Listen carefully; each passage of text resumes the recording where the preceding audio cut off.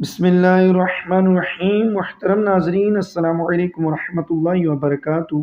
آئیے حدیث جبریل سماعت کیجیے حضرت جبریل امین علیہ السلام کے بارے میں، کہ روایت ہے کہ حضرت عمر بن خطاب رضی اللہ تعالیٰ عنہ سے روایت ہے، آپ فرماتے ہیں کہ ایک دن ہم نبی صلی اللہ تعالیٰ علیہ وسلم کی خدمت میں حاضر تھے کہ ایک صاحب ہمارے سامنے نمودار ہوئے، جن کے کپڑے بہت سفید اور بال خوب کالے تھے، ان پر آثار سفر ظاہر نہ تھے اور ہم میں سے کوئی بھی انہیں پہچانتا نہ تھا، یہاں تک کہ حضور صلی اللہ تعالیٰ علیہ وسلم کے پاس بیٹھے اور اپنے گھٹنے حضور صلی اللہ تعالیٰ علیہ وسلم کے گھٹنوں شریف سے مس کر دیے اور اپنے ہاتھ اپنے زانوں پر رکھے اور عرض کیا، اے محمد صلی اللہ تعالیٰ علیہ وسلم، مجھے اسلام کے متعلق بتائیے۔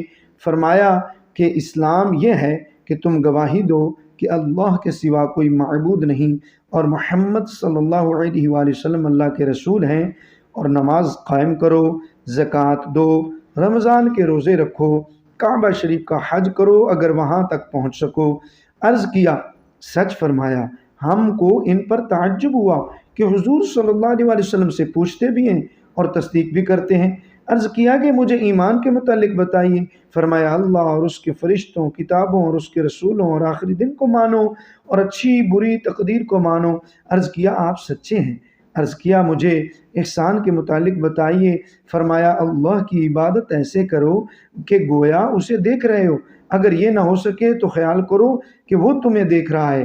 عرض کیا کہ قیامت کی خبر دیجیے۔ فرمایا کہ جس سے پوچھ رہے ہو وہ قیامت کے بارے میں سائل سے زیادہ خبردار نہیں۔ عرض کیا کہ قیامت کی کچھ نشانیاں ہی بتا دیجیے۔ فرمایا، لونڈی اپنے مالک کو جنے گی اور ننگے پاؤں ننگے بدن والے فقیروں بکریوں کے چرواہوں کو محلوں میں فخر کرتے دیکھو گے۔ راوی فرماتے ہیں کہ پھر سائل چلے گئے، میں کچھ دیر ٹھہرا، حضور صلی اللہ تعالیٰ علیہ وسلم نے مجھے فرمایا، اے عمر، جانتے ہو یہ سائل کون ہیں؟ میں نے عرض کی، اللہ اور اس کا رسول جانے۔ فرمایا، یہ حضرت جبریل علیہ السلام تمہیں تمہارا دین سکھانے آئے تھے۔ دیکھتے رہیے ٹیک فار الیاس، سبسکرائب ضرور کیجیے، بیل آئیکن دبائیے۔ جزاک اللہ۔